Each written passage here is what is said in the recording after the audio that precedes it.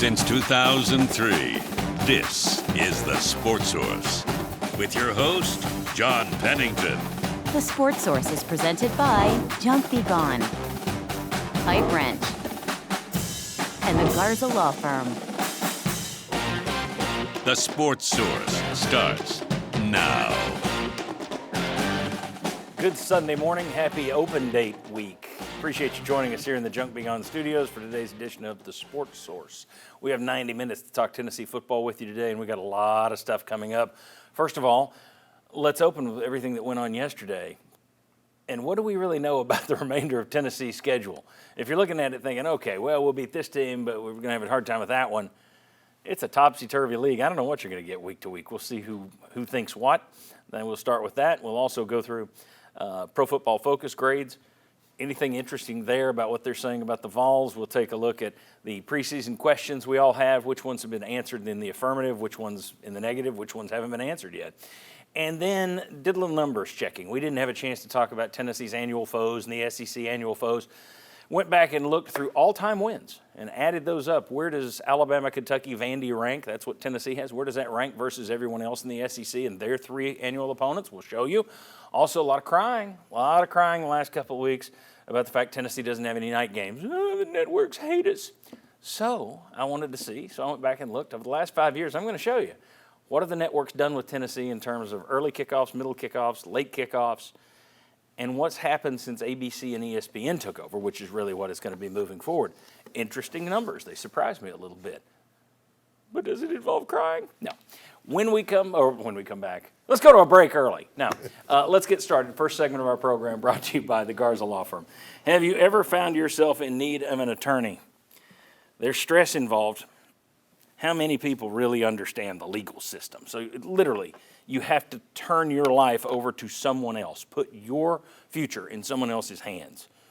Ease the stress, folks. Go with the best in East Tennessee. That's Marcos Garza and the team at the Garza Law Firm.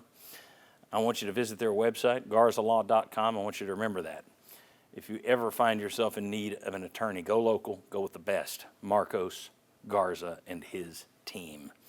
All right.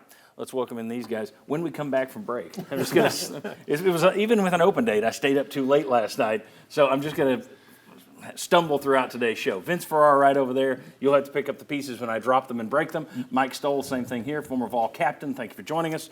Ryan Callahan, Go Vols 24/7 right there, and a real professional host down there, Tyler Ivins from 99.1 The Sports Animal. All right. John. A wild day in the SEC yesterday. Fluff Bothwell, who ran all over Tennessee, he didn't do a darn thing last night at Texas A&M. He got carted off. Well, there's that, but before getting even carted before off, that, he didn't do much. So Texas A&M 31-9 beats Mississippi State. Vanderbilt leads early, puts up a fight, but fades at Alabama. They still, to me, looking at that team, if you're thinking, it's just Diego Pavia, it's a good little football team. There's more than Pavia with Vanderbilt. Texas defense, which is supposed to still be good while Arch Manning isn't. No, Florida's offense actually looked like DJ Lagway could throw the ball. So, interesting day yesterday in the SEC. Tyler, I'll start with you. Let's take a look at Tennessee's remaining schedule. In October, you got Arkansas, Alabama, Kentucky. You see in the bottom line there who those teams play before they play Tennessee. But, Tyler, what do we know? I mean, if you're looking at that, New Mexico State, I think we know that's a win. But across the SEC, you'd think Kentucky's not going to show up, but even they showed up and beat Ole Miss for one win last year. What do we know about this? Where do you feel confident in saying this is a sure win or this is a sure loss? Until I see Mark Stoops beat Josh Heupel, even though it's going to be freezing cold because it always is every time we go to Lexington at the end of October. Kentucky, I'm confident putting a green W there. But beforehand, kitchen sink, we'll get into it with Petrino taking over. Alabama, how long's Ty Simpson going to hold on to the football if he's taking coverage sacks? Is November 1 the target date for John Mateer? And if he does return from that throwing and that thumb ham surgery, how rusty is he going to be? Florida, another Manning goes down to the swamp and has difficulties, tale as old as time. And then Vanderbilt, you've already brought up with Diego Pavia. What do I know? Absolutely nothing about this schedule right now. It is a total crapshoot.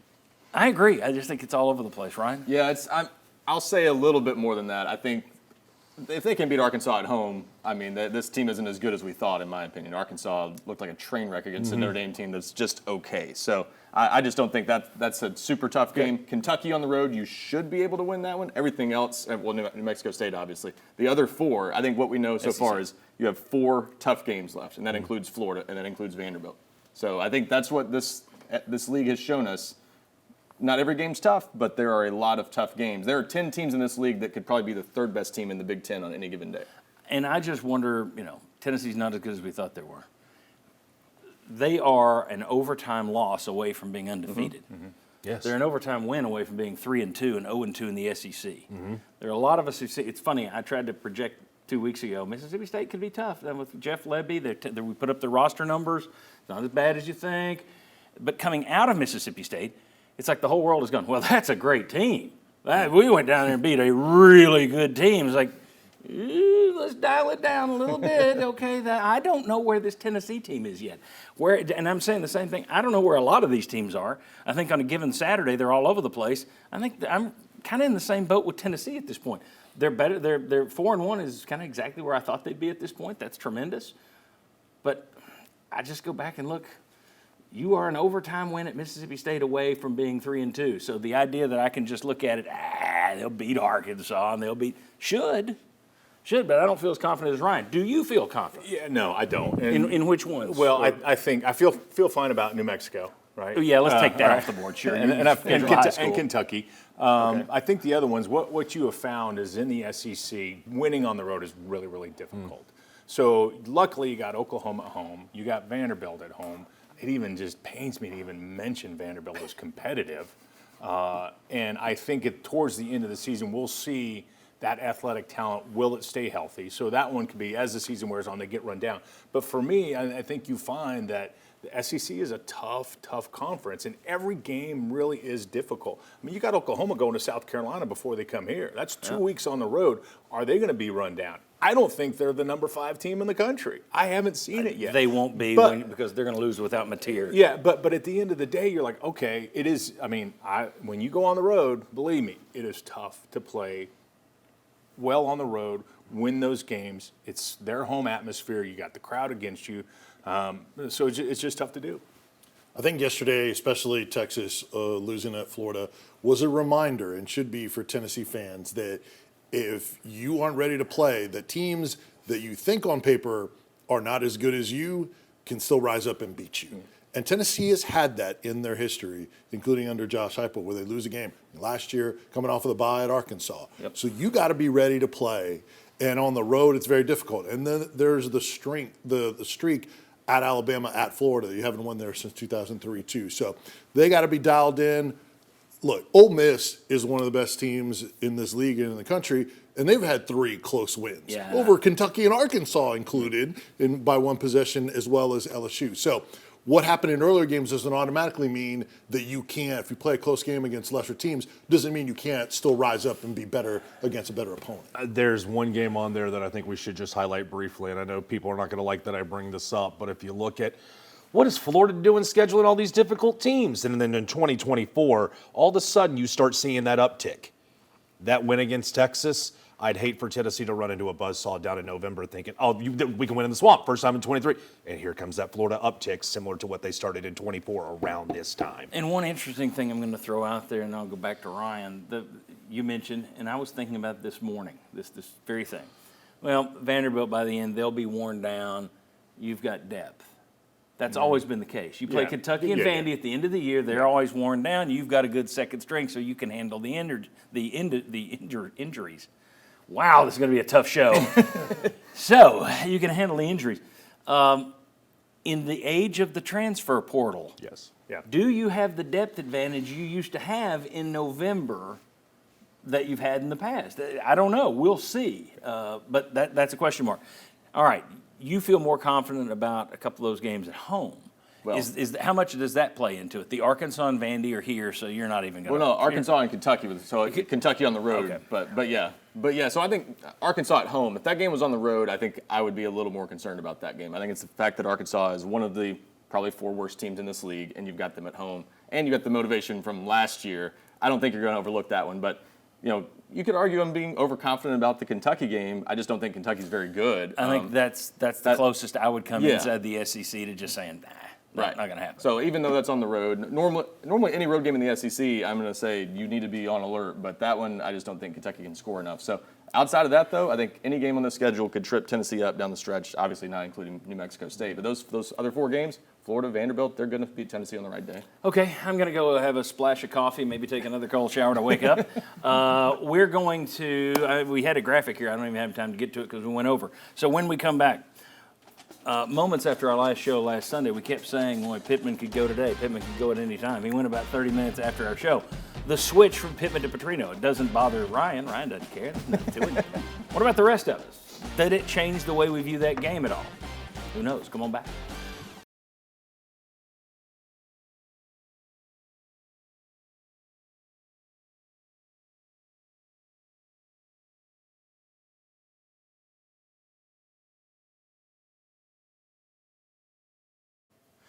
Welcome back into the Sports Source. This segment brought to you by A.G. Hines Company. Whether you are the biggest construction company in town or a first-time do-it-yourselfer, A.G. Hines Company can take care of you. They have the materials, they have the tools, they have the advice to make your home improvement project the best it can be. 2 stores, one in downtown Knoxville, one in Bluntville. More than a century of history behind them. You don't get to a century, 105 years to be exact, unless you really, really take care of your customers. A.G. Hines Company, Gordon Hines and his family, they do that. All right, let's have a poll question today. Let's see if I can read this one correctly. What will be UT's toughest 2-game stretch? All right, so I took New Mexico State out. Arkansas at Alabama, at Kentucky, then Oklahoma here, at Florida, and then Vandy. And right now, that is in the lead. That's the one that people went online and checked. So I want you to take your smartphone, point it there at the QR code right beneath Hearthside Bank, and tell us, play along, let us know what you think the toughest 2-game stretch for Tennessee is going to be. Arkansas at Alabama, or at Kentucky, then Oklahoma, or at Vanderbilt, or at Florida, and then Vanderbilt. All right, very good. The Vols host Arkansas next weekend. The Razorbacks should have UT's attention. As you mentioned, they beat UT last year, but the Hogs did fire Sam Pittman right after our show last weekend. They promote Bobby Petrino. Complete full circle for Mr. Petrino. He immediately goes out and fires 3 defensive assistants. Very interesting. I'm not sure well, I got a feeling what you were thinking. And a few weeks ago, we did a ranking here, what are your toughest games remaining? And the panel at the time said Arkansas was game number 3. And I said on air, I don't see Arkansas as being the 3rd toughest game. Your feeling hasn't changed with Petrino taking over, correct? I would say it went from about a 2 to a 2.5. Okay. Doesn't dramatically change things. Mine's changed a little, simply because you don't know what you're going to get. You can't just go back and look at what he did at Arkansas the last time. When you go look at the 3 games you have at the Falcons, I mean, you're not sure what he's going to throw at you. And we may get into this a little later. UCLA's interim coach took down Penn State. Now, that was at home, but you just wonder, is this a team barely lost to Memphis, barely lost to Ole Miss? Is this a team that's just in need of a little bit of a fire, new blood? That kind of stuff worries me. Vince, does this worry you at all that they've made a coaching change? Or do you look at it and go, nah, same players? I think it doesn't worry me to the fact that I think Tennessee is in heavy danger to lose because they are at home and they're the more talented team. And, you know, Arkansas still has their deficiencies on the defensive side of the ball. Even with the change of assistants, I don't see him drastically changing scheme to where they're going to get more out of those players on defense. Now, they brought in Jay Adams, who has NFL experience, has experience with the Bengals, experience with Notre Dame and Wisconsin. But is it just a motivation thing? Like, how much with the same players can you elevate? Just the unknown to force Tennessee to have to make adjustments as you go along gives you a little bit more pause and wonder. But worry, I wouldn't get to that point because they generally take care of business at home. Mike? Yeah, it does. As a player, it concerns me. And the reason that it concerns me is because you are built on preparing. You're built on preparing for tendencies, lineups, assignments, blocking schemes. Everything is determined on how and what you see on film. They may, and now I know they can't change drastically, but they're going to go in and throw some wrinkles. They're going to break tendencies. Yeah, here's the thing that really concerns me about that is the fact that Tennessee, you think about Mississippi State, if they don't muff that punt, they don't give them another one, right down on the line, and you go down, you take that first 3 and out, go down and score, I think you got a totally different ballgame because you're built on momentum. These kind of things, playing at home, Arkansas does some things you can't get clicking because you're not recognizing things. They do some wrinkles offensively. They start keeping the momentum. Those are the kind of things, as the other team on the sideline, even though you're better than, as the game goes on, they believe, and they stay in the game, just like UCLA did against Penn State. Those are the kind of things that worry you as a player, as an experienced player. Maybe some of the younger players don't. That concerns me, and all the different things they can throw at you. Tyler, wrap it up. To me, it is concerning, but I also kind of look at the Arkansas-Tennessee game, much like yesterday's Vanderbilt-Alabama game. You still have that receipt from last year. The personnel, the going in and firing 3 defensive assistants already with the worst-ranked defense in the SEC, or at least bottom 2, depending on yesterday's results. To me, I think that getting a couple of the soldiers back. I anticipate Devin Hobbs is going to be back next week. I anticipate Jermon McCoy could be back, but that could also be an Alabama holdout for the following week. Do I have a warning red light going off that this is a loss? No. But is there the kitchen sink mentality for Bobby Petrino, who knows there's a chance he could get a second go-round full-time with Arkansas? Sure. Yeah, I mean, what you don't know is a guy like this, you got nothing to lose. Bingo. So do they start, is it fake punt afternoon? Is it we're going on every 4th down? Who knows? That can change the way a game plays out. I'm not saying they're going to lose to Arkansas. I'm just saying it makes me a little bit more concerned. I would feel better about this if Sam Pittman were still the coach, simply because, okay, I know what they're going to do. Yeah. You don't know what they're going to do with Petrino, but that's just me. Ryan, when we come back, I'll start with you, I promise. And that will be talking about lots of questions we had in the preseason. How many of those have been answered? Have they been answered in the affirmative or the negative? We'll discuss that. Come on back on the Sports Source.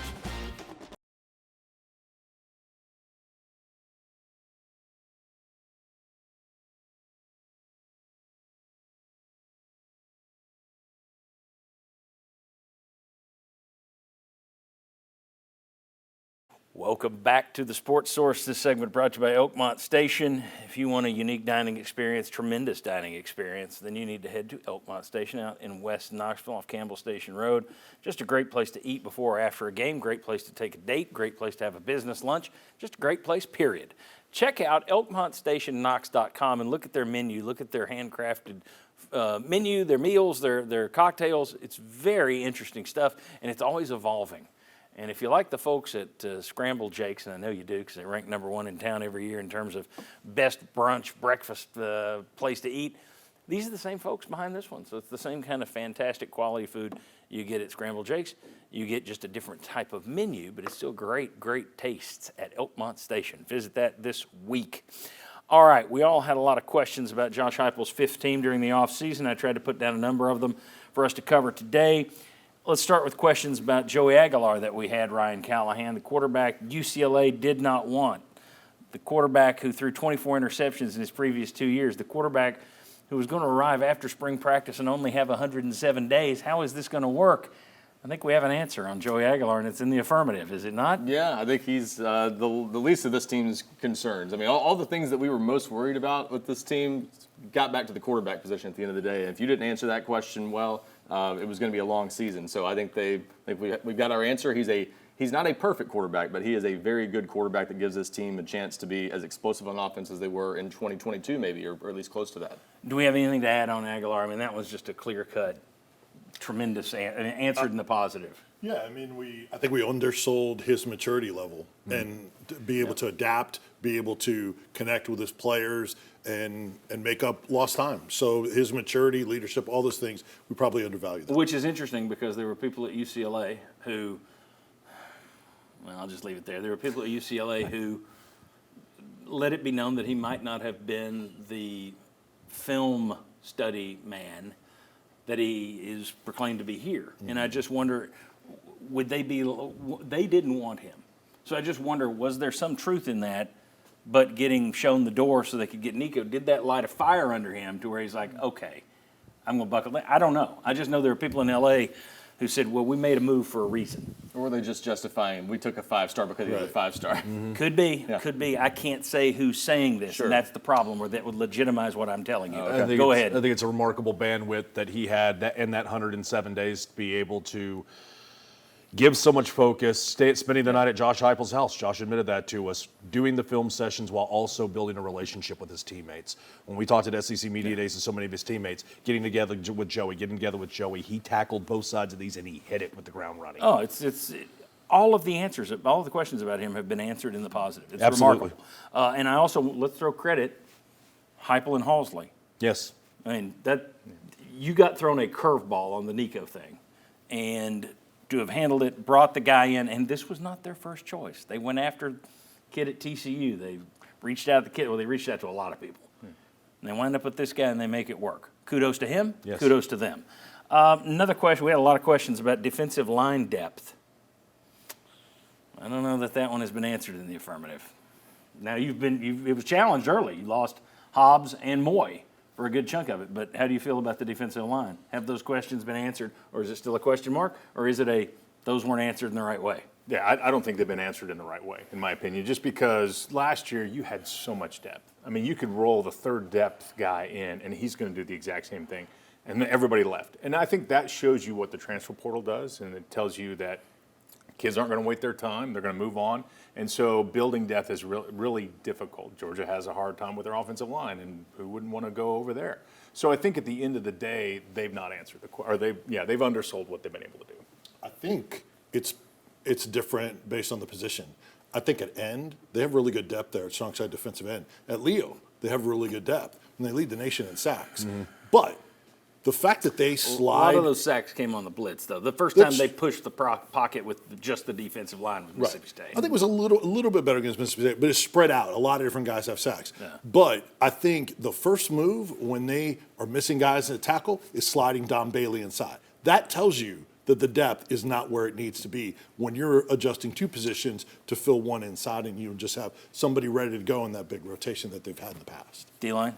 The answer negative or jury still out? I think a negative. I don't think there's enough depth there. That you've got some young guys coming along, Isaiah Campbell. But I think what it comes back to, you took Josh Shell in the transfer portal, and he didn't give you anything. That was the guy you needed to be a back end of the rotation guy. He hasn't been that. Let's flip it. There were a lot of questions about the offensive line. Lance Hurd was the only returning starter, and he had a bad year last year.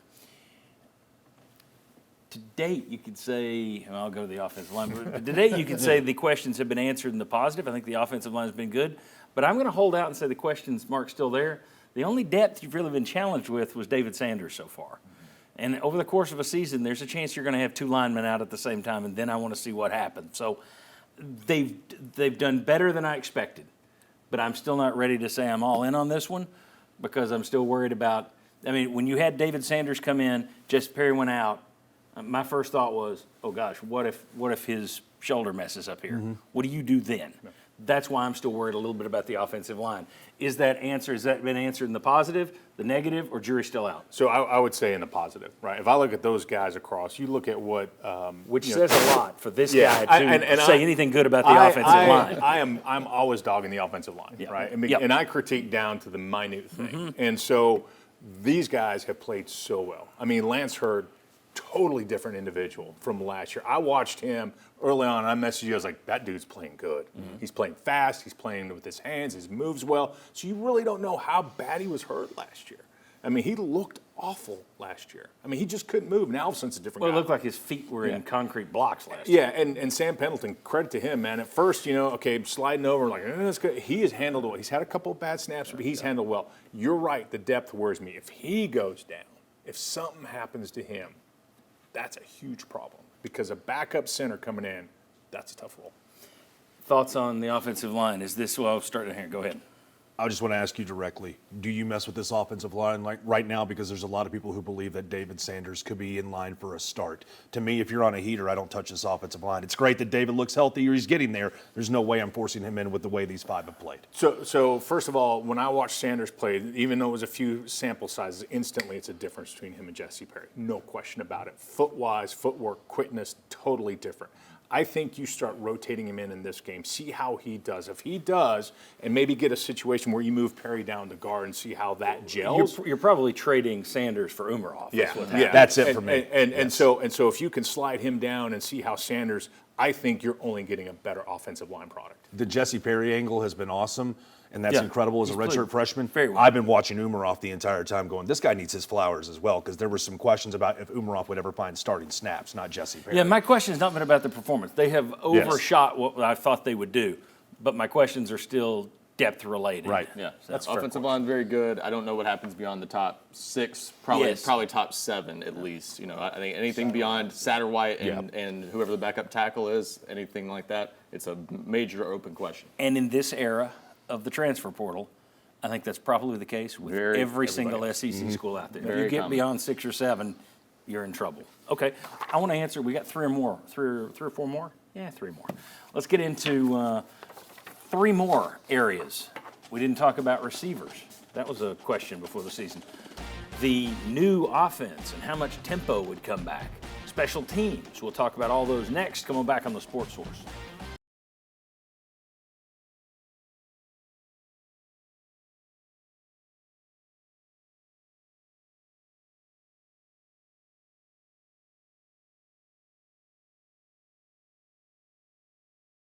Welcome back to the Sports Source. This segment brought to you by Southeast Termite and Pest Control. Weather starting to turn any day now, and that means little critters are going to want in your house. They don't want to stay out in the cold.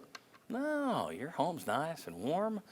All those little guys want to get inside. Stop them. Don't let them in. You don't want to be the winter Airbnb for these guys. Southeast Termite and Pest Control. I use these folks. A great family-owned business, and boy, they take care of their customers really well. They've been doing it for more than 50 years. Southeast Termite and Pest Control, get their fall invader treatment right now, or just have them do your home on a regular basis as they do mine. SoutheastTermite.com to learn more. All right, I meant to be reminding you of the poll. I forgot, but look at this runaway winner. Ooh. The toughest 2-game stretch. Man, that is interesting. Does this show respect for Vanderbilt, something I never thought I would see from Tennessee fans? Yes. Or does it show 20 years of bad beatings at the Swamp? That's heavy swamp. I think it's Vanderbilt's the tiebreaker. I think people see Alabama and Florida as And quite Oklahoma. possibly losses. Okay. But Vanderbilt, also another tough game. That's the only one that has a pair of games. People are like, I can see them losing that one. Yeah, 80% though, wow. It's the only one that fans are viewing as both games Yeah. could potentially be in question versus one tough one and then one that isn't assumed to win. Yeah, it shows a lack of respect for Arkansas and Kentucky like me. Maybe Oklahoma too. Maybe. All right. Very good. Let's keep the chatting going about the preseason question marks that we had. Let's talk about the receivers.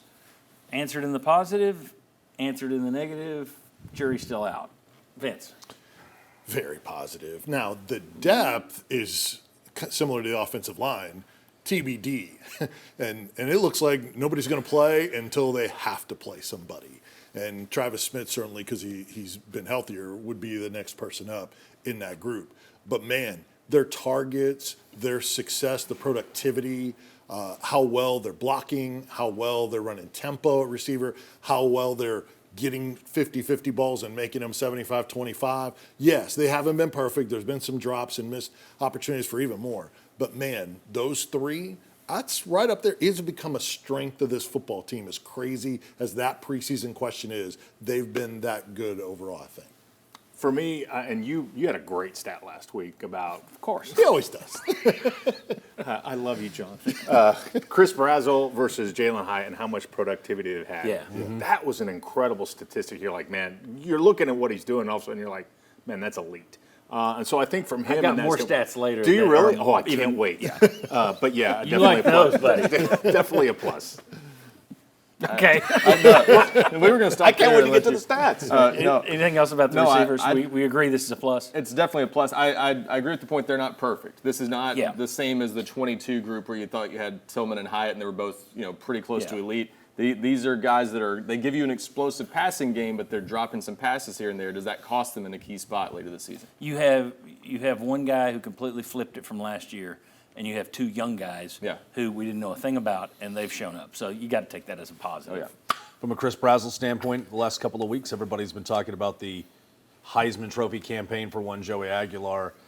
180-1 today for those of you who want to do some digging. Chris Brazzell, I saw the show last week, trending better than Jalen Hyatt. VFL Films, maybe you should start pushing a little bit to number 17. Do them all. Promote them all. I don't understand why you don't do these Heisman campaigns, because win or lose, it's just promoting your guys. It's Mac recruiting. Jones, Devonta Smith a couple years ago at Bama, they were shoving it down. Yeah, do it. It's Why just not? recruiting. Go for it. Tennessee lost their special teams coach, Mike Eckler, to Nebraska. They've missed a key field goal, given up a fake punt, mishandled some punts as well. Returning coverage units are still upper half of the SEC. Do we have a definitive answer on whether or not the special teams have dropped off? Boo Carter needs to return every punt moving forward. That's it. End of story. Special teams, I think they've been better than average. Obviously, everybody keeps thinking about one main kick. If you stay with tempo, Max Gilbert's not put in that situation, I move on. But no, I think so far, punting when you've done it, your punt returns, Boo Carter looks like he's an animal back there that wants to return every single one of those punts back for 6. I think it should only be Boo and Boo only. We've seen a change, Ryan. I mean, there have been. You and I talked about this before the season. See, there have been mistakes. I mean, Mike may feel differently from me. I look at the coordinator as that's where the coverage teams and stuff come into play for me. I don't blame them for a missed kick. Oh, come on. So I mean, Max Gilbert, I think, is still a very good kicker. Jackson Ross, still a really talented punter. I don't think much has changed. It's what you said. Boo Carter's been a little bit hit and miss, and he needs to be out there more consistently, probably. I give it a negative. I mean, these fake punt, muffed punts, multiple muffed punts, and then your kicker. Yes, he missed the Georgia kick, but he also missed one at State. Pretty easy one. I don't like that. He hates kickers. Go back and read my text change. I don't like Vince, special teams. I would say we haven't answered that question, and I think Josh Heupel may have told us what he thinks about Max Gilbert for long field goals, the way he handled the clock, late in that game, and maybe even the end of the first half, and not using the timeouts. So I wonder about that moving forward. So because there's more questions than last year, I would say it's not answered. Okay. And then the last one, a lot of us wondered about this. We kept hearing about the new offense. We're thinking, well, it's going to be the pistol. They're going to throw the pistol in. New offense. Instead, it's tons of new formations. They have restructured this thing. Kudos to Josh Heupel. Last year teams just started throwing one defense at him, and they had the answer, and he went out and created something that you no longer have one answer for me. That's good. Again, every year I like more and more about Josh Heupel. It's like there's some new challenge, and he knocks it down. So I'm a Heupel guy. But anyway, we also asked, with this new offense, are they going to get back to their breakneck 2022 all-tempo, all-the-time offense? I think that would have to be answered in the negative. No, that's not. I think they're going to continue. We've seen it for 2 years and a quarter now. They're going to continue to use it as a change of pace. I think they're going to start games with it, but I don't think I don't think their goal is to get back to it's all tempo all the time. Thoughts? I think it's not just. You can disagree. Well, no, I think they're adapting to the personnel, just like he adjusted the offense, to your point. Last year he adapted to his personnel. And Ole Miss is doing the same thing. The two are mirrored. A couple of years ago, they were both leading the nation in tempo. Then they both backed off last year. I don't think anybody in the country is doing the Chip Kelly, Gus Malzahn 100-mile-an-hour thing. That's what I was going to say. Nobody is. You have to pick your spots. Yeah. That was going to be my point. Is I don't know if someone showed Josh Heupel the stats. It's kind of like basketball. If you run up and down the court all the time, you don't win the national championship typically. Right. I think it's the same thing in football. You can't win a national championship playing that way because you're hanging your defense out to dry. So I think he realized that and has adapted and said we're going to use it, but only in spots, mostly when you get a first down and you got a chance to kind of get the defense on its heels. Yep. Which is surprising because last year we started seeing Ryan Day and Ohio State pull back on that fast uptick tempo with Will Howard. They lose that game against Michigan, and then all of a sudden Ryan Day went, run it as fast as you can, and they turn into a buzzsaw. With Chip Kelly as his offensive coordinator. With Chip Kelly as his offensive coordinator. I think Joey Halsley let us peek behind the curtain about 3 weeks ago. Somebody asked about the uptick offense, and Halsley, I'm paraphrasing, it's a luxury that we have if we need it. It's there. Yeah. This coaching staff, both coordinators and the head coach, don't say anything they don't want us to know. I think that was Joey Halsley saying, we're not going warp speed, but it's there when we need it. And Heupel said a million times, he keeps dropping in the hint that, the rules have changed a little bit. I not only wonder if that is they changed the rules in terms of the defense gets to substitute with you, but also, does that include rules? Transfer portal. Do you have the depth to be able to run that kind of, offense? Remember 2 or 3 years ago,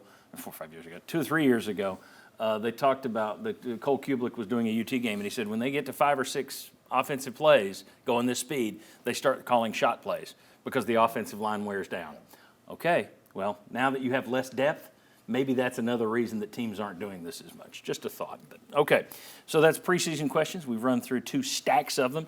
Next, is there anything to learn from some of the numbers Pro Football Focus is putting out there? I know it's not the end-all, be-all, but it is numbers. It's something to talk about. So let's see what they're putting out there in terms of grades. Are there other numbers that we pick up on? Are there some cool numbers about Chris Brazzell, Mike Stoll? That's next. Come on back. Yes.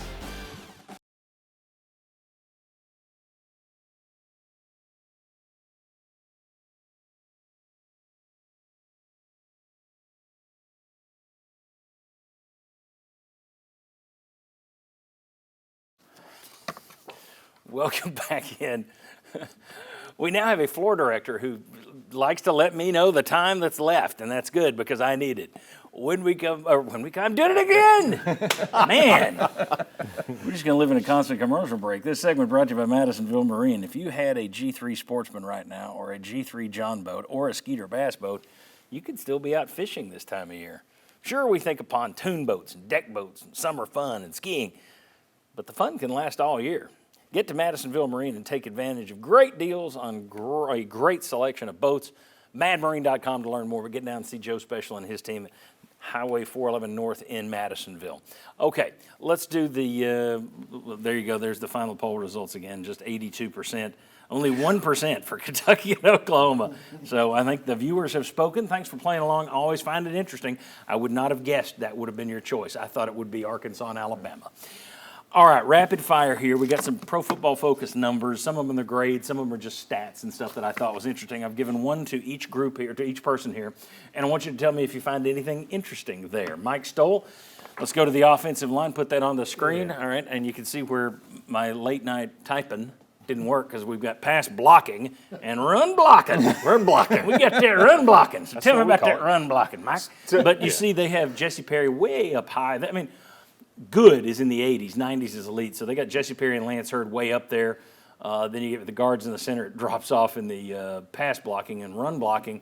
It's the center and the guards are up there. Jesse Perry grades high. Lance Hurd grading very low. Your thoughts on what you're seeing? So first of all, with the PFF grades, you got somebody that's like grading on film that doesn't know what they're looking at. and I say it in all aspects because the play is designed. You've got a certain assignment to do. Right. And so if a guy goes and he's supposed to step Right, with his you right don't know foot, the assignment, right? They don't yeah. know these things. So that's the part that frustrates me. Is like, dude, you don't know what the assignment is. You don't know if it's a combo block. But this is TV and it's the best we can do. Maybe the guards screwed up and the tackle looked awful on it, right? So here's what I say real quick. If you look at Pendleton on the pass blocking games, he's at a 48.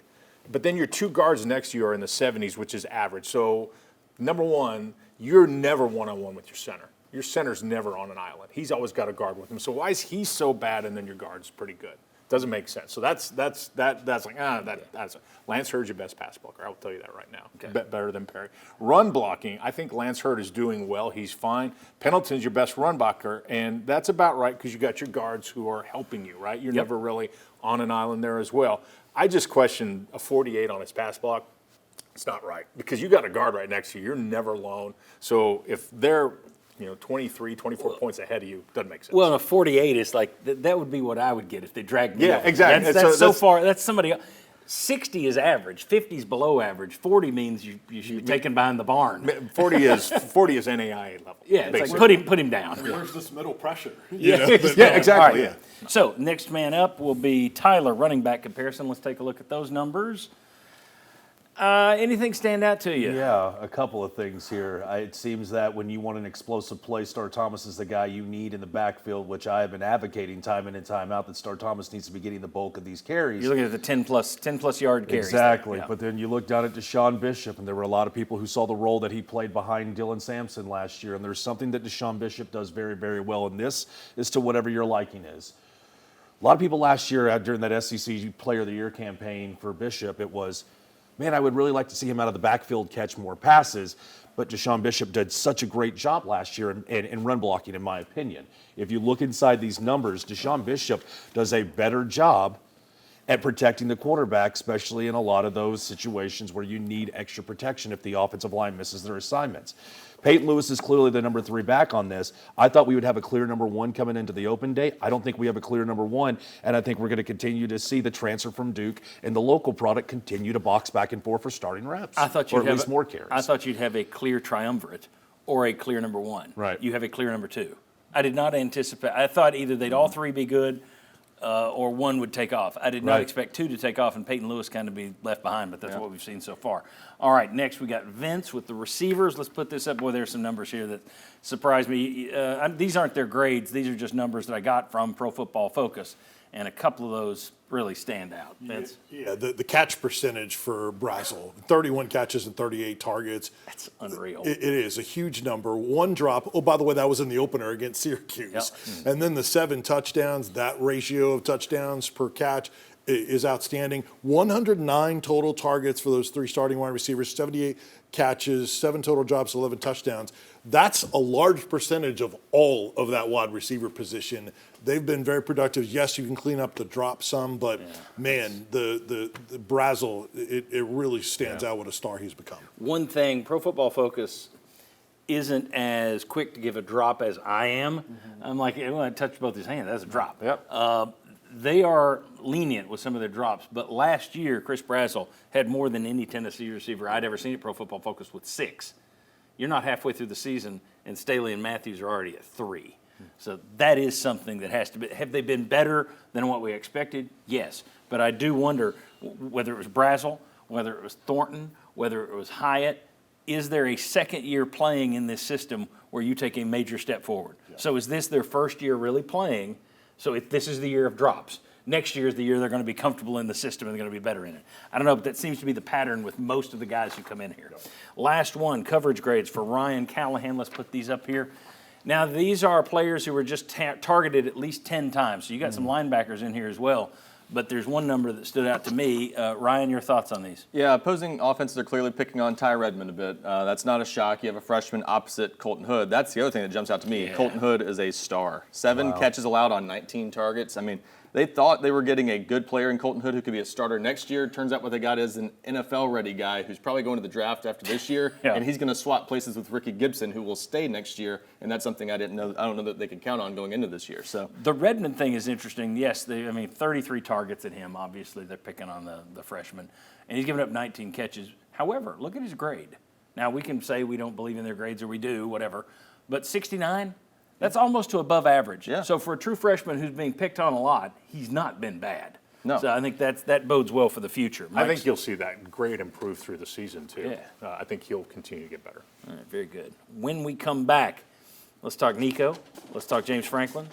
Let's talk Diego Pavia and Bill Belichick. Then we've got some really good stuff for you. How does Tennessee's 3 annual foes, how do they match up against everybody else's annual foes? We'll show you. We'll also take a look at the 2026 schedule. It's going to be tough but fantastic if you're just a viewer. And then also kickoff times. Tennessee getting hosed from the networks. We'll tell you that. Come on back.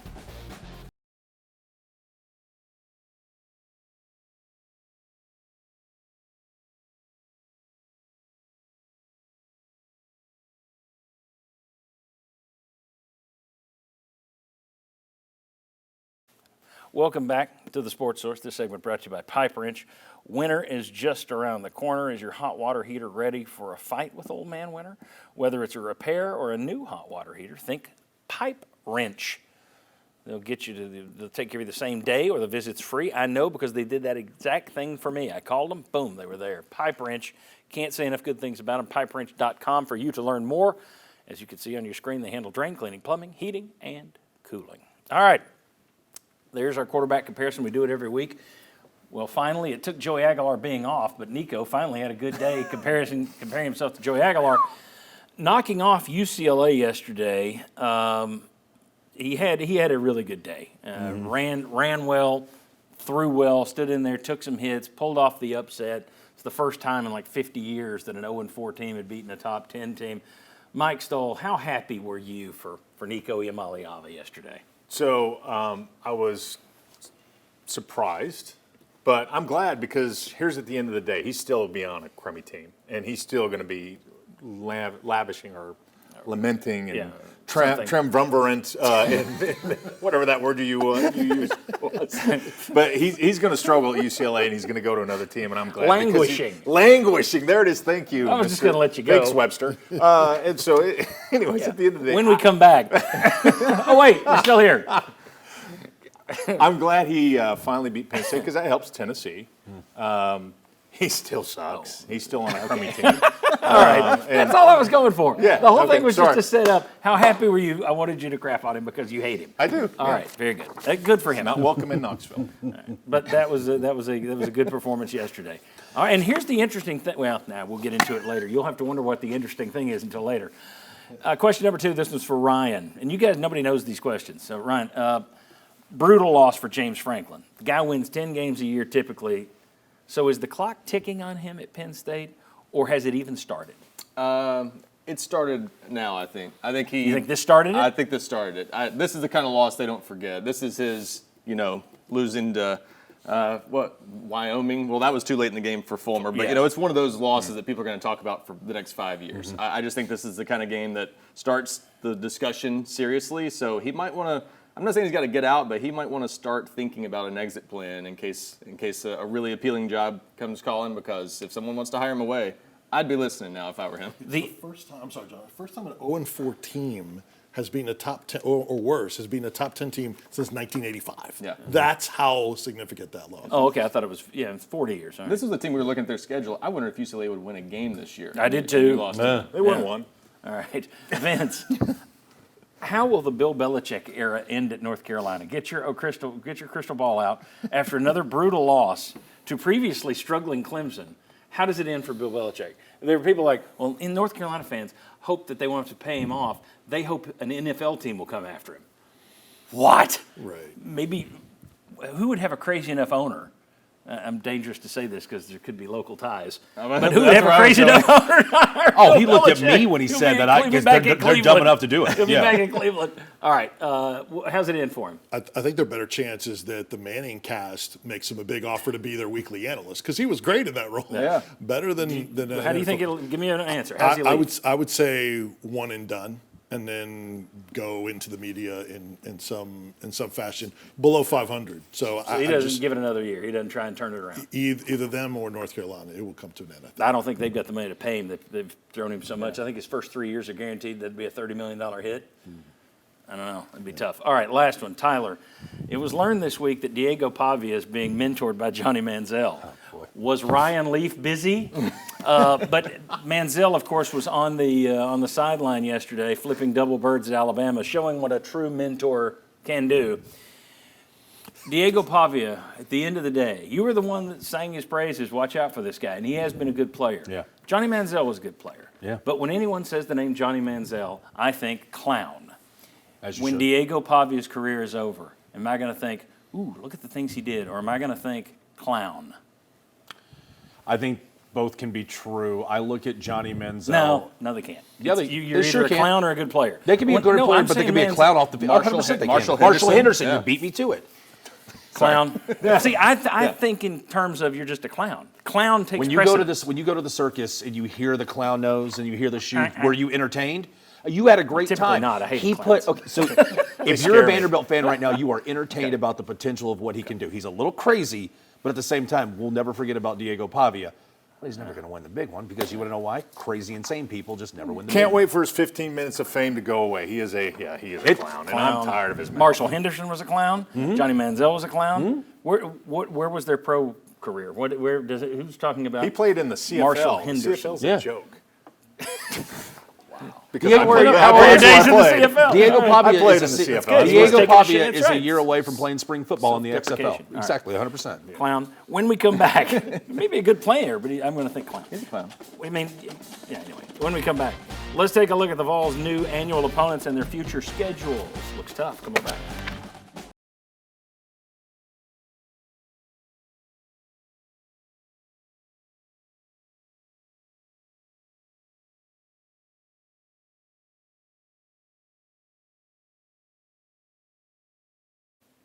Welcome back in. This segment of our show brought to you by Al Wilson's Hard Hitting Tea. Do you like tea?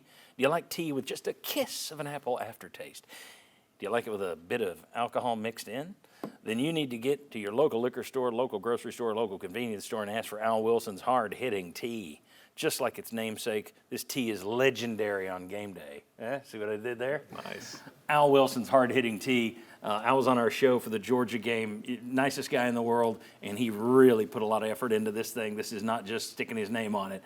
Hardhittingtea.com to learn more about a Tennessee legend and his legendary hard-hitting tea. All right, take a look here at Tennessee's future schedules for 2026, 2027, 2028, and 2029. Tough, but so is everybody else in the SEC. It is going to look like the end. It's amazing how one game makes such a difference. But next year, Tennessee's home schedule, I think it may be the best as a student of history. It may be Tennessee's best since 1980 when they had, I think, Pitt and Georgia and Alabama and I believe LSU. You had just that kind of run. Next year, Alabama, Auburn, LSU, and Texas come into Neyland Stadium. And Kentucky. But LSU, Texas, Auburn, and Alabama, that's worth the money. Jeez. To me, that's worth the money. That beats, we're going to see East Tennessee State, and we're going to see New Mexico State. Yeah, who cares? Now, you're going to play 5 at home one year, 4 at home the next, 5-4. Flips for everybody, so you'll have plenty of crying about that once we get there. But they won because they had more home games, blah, blah, blah.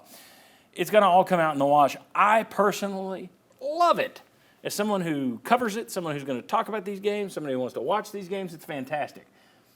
How many people here, though, are sitting here going, but I just want to schedule for victories? Man, I know some of you are thinking it. You know what the flip side of that is, though? They're going to play 8 home games every year. I don't think people have realized that because they're going to have 4 non-conference home games on the years they play 4 conference home games. Because Danny White came out a couple weeks ago and said no more to the neutral site games. Yeah, so they're going to have the Power 4 opponent, Georgia Tech, whoever it is that year, play at home. So it's going to be 8 home games, and they're going to be better opponents. So fans are going to love this. It's a huge win, I think. Massive. What took us so long to get here? You're a believer, though. I've heard you on the radio talk about the fact that as long as what it takes to get the playoffs is schedule dogs, get dogs. This is the opposite of that. So where are you in terms of scheduling dogs? Getting to a title, it may not be good. Watching it, it's going to be great. Where are you? Which do you prefer there? Our listeners texted one day, and it was right around the time that Notre Dame and USC were talking about not renewing, and I brought that up and made it a local angle, and our listeners were almost unanimous. Whatever it takes to get to the college football playoff, schedule dog meet you, directionals, get them in here. Me personally, just like you guys, I want the best competition that you can get in here time in and time out.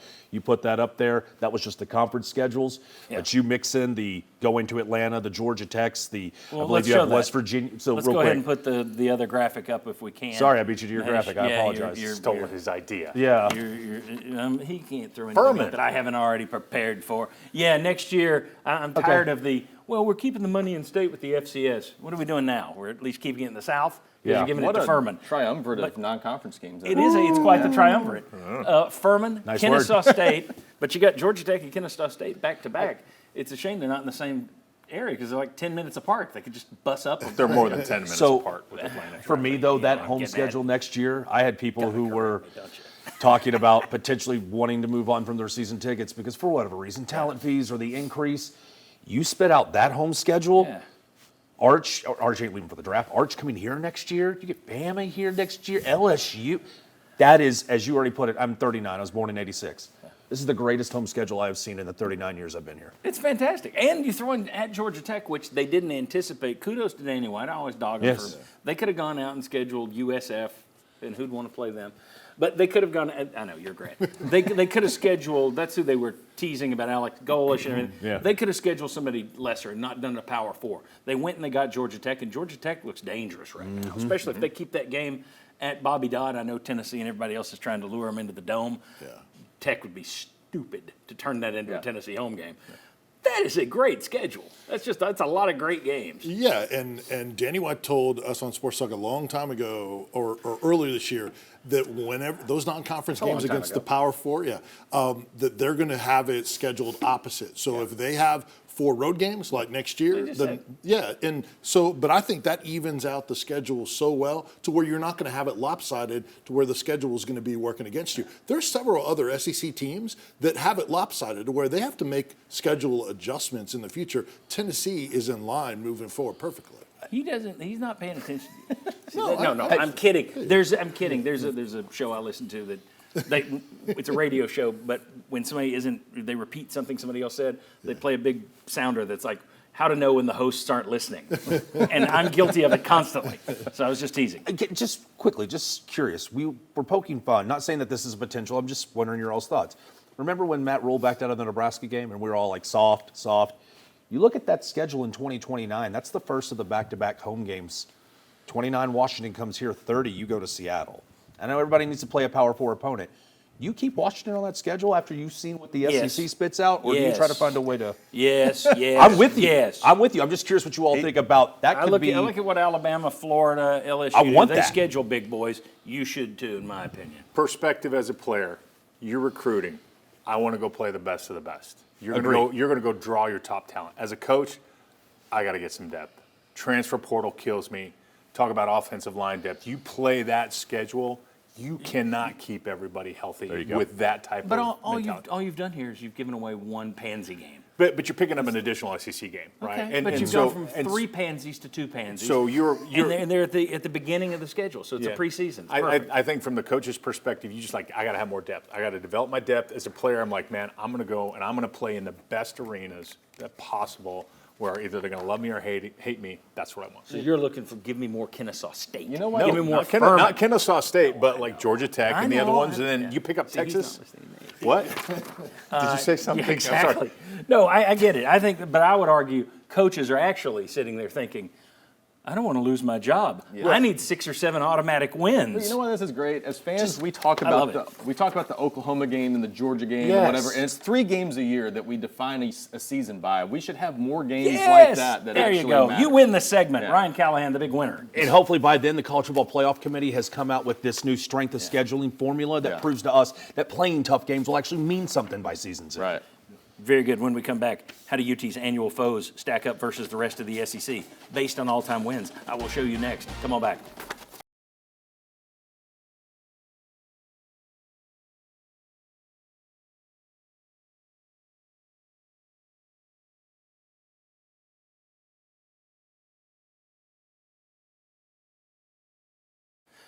Welcome back to the Sports Source. This segment brought to you by Safety Systems. We're behind, so I'm going to race through it.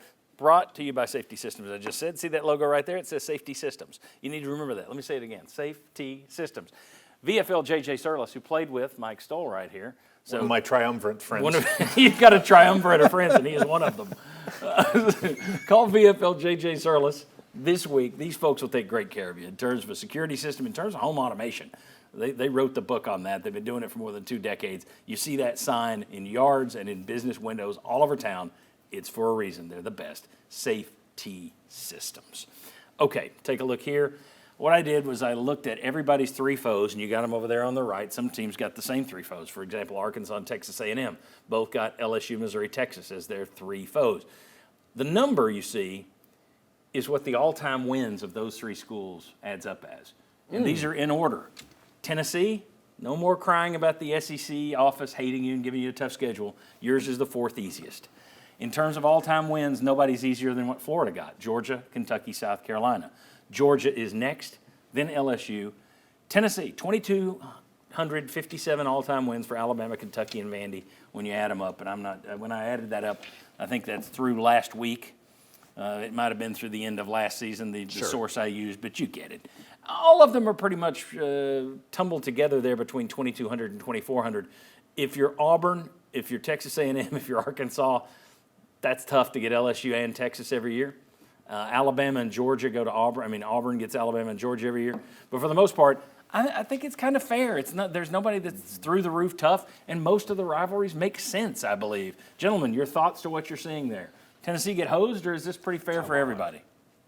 No, it's Tennessee got it. If you're a Vols fan, huge thumbs up. Well, the Vandy in Kentucky, Yeah, I mean, that helps. Yeah, but those are rivals. Missouri historically has had the easiest schedule in the league, and not even they have it easy. So that tells you how spread out and even the format is. Missouri, who wants to get rid of all their Big 12 ties, we don't want to remember it. And the SEC's like, cool, here's some Big 12 opponents that you're used to Yeah, playing. I've got a I love buddy it. who's like, we left that league to get away from that league, and now I get to see A&M and Texas and Oklahoma. But that's the format is part of what we were talking about last segment, Yeah. and what makes it all so appealing and so much more challenging. It's just one game, but now you're cycling through the entire league. You're going to have a better feel for who's who in this league. I also like the fact that they're not doing it in 2-year cycles. It changes every year. Right. I love that part of it. And my hope is they will take those 3 annual foes and make those the same weeks every year on the docket, and everything else is a complete shuffle. So you might see Georgia in the early schedule. You might see Georgia the next time in the late schedule. Just mix it all up like the NFL.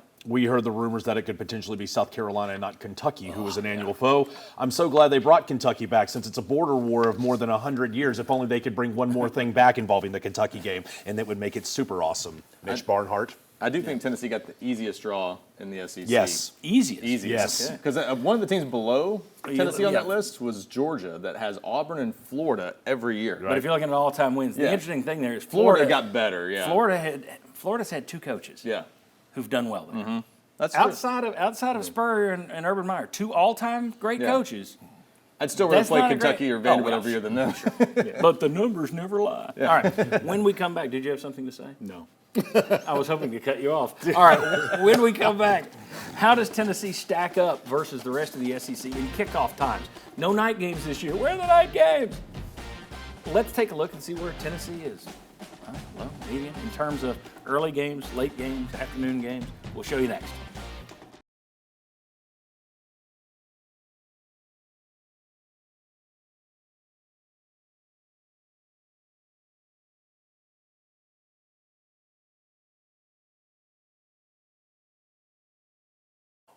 Welcome back to the Sports Source. This segment brought to you by Games and Things. When you watch our Saturday kickoff show and you watch our Sports Source digital network, you see a whole lot of stuff that you can also find at Games and Things. Poker table, shuffleboard, darts, pub tables, even the bar stools that we're sitting on here today, those were bought like 20 years ago from Games and Things, and they're great.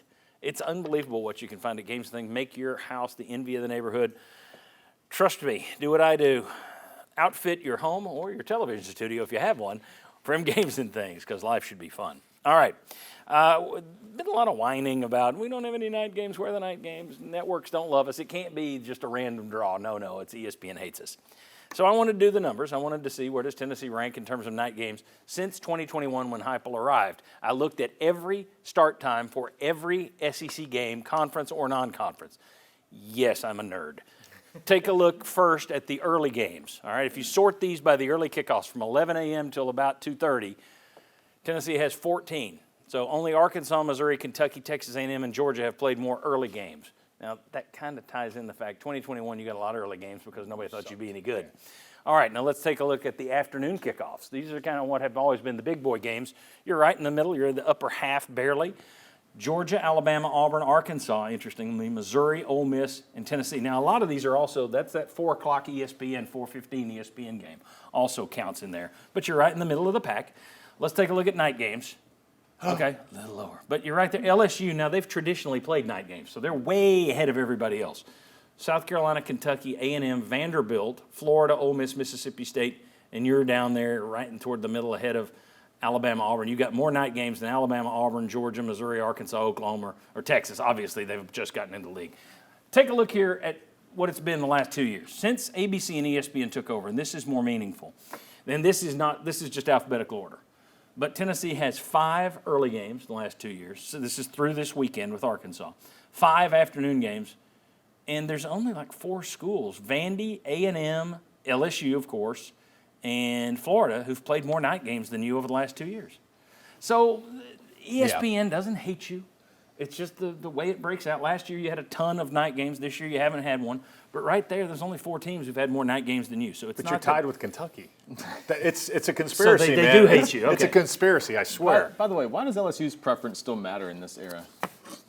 That's a little weird to me. Well, I wonder how much of that is Tennessee still playing these, when you play Kennesaw State, they're not putting that at night, whereas LSU Right. would. But I'd be asking for those teams to be night games if I'm everybody in the conference because I'd rather have a night game. Really? rather than have everyone watching it, I mean, that afternoon kickoff is what everybody thinks of for college football. No one's watching Tennessee-Kennesaw State anyway, so. Okay. Yeah.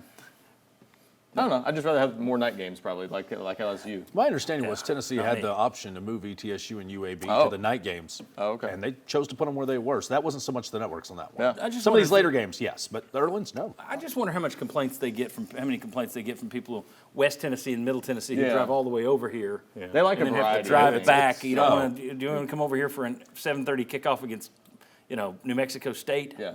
Get a hotel room and boost the A economy. lot of the people we hear from, they like the all-day tailgates. Yeah. Roll in for the 7 o'clocks. They want the fireworks. They want the Hollywood light shows. As a player, I hated night games. You're not the first person to tell us that. Because As a morning TV producer, I really hate night games. And the only reason I say this is because you sit around all day long. You sit around all day long thinking about it, waiting, watching TV. Like, okay, what am I playing? I don't like an early game. That 3 o'clock game, that's great because you get up, you can sleep in a little bit. Then you go get your pregame, get rolling. The night games are really, really difficult because you're thinking about it all day long. And after a while, you get pretty antsy, and you're like, man, this is just, it's a lot of time I to think think. traditionally Tennessee was like a 1 o'clock start. I need to check. I've got tickets all over this set, old tickets from different eras. I need to go look at what the kickoff times were. But as a boy, I remember afternoon. That was Tennessee football was early afternoon. So to me, but again, I also remember Tennessee when they just wore orange and white. So. John, I bet a number of our viewers are saying, okay, those are those numbers, but what about SEC home games? Like a lot of those are night games, and so when they're at night, road games when they're at night in the SEC play. What about the home games at Neyland Stadium? That's where they're probably still feeling like they're being shafted a little bit. Okay, I'll let you look that up. No, I know. Yeah, and there's one opportunity left for that this year, and that's Oklahoma. Thanks, guys. Thanks to all of you. Fun show today, aside from me stumbling all over the place. We'll see you next Saturday for our pregame show at 11 a.m. We'll see you on the digital network all week long. Check our YouTube channel. Thank you so much for being a part of this. Support our sponsors, please. See you next week.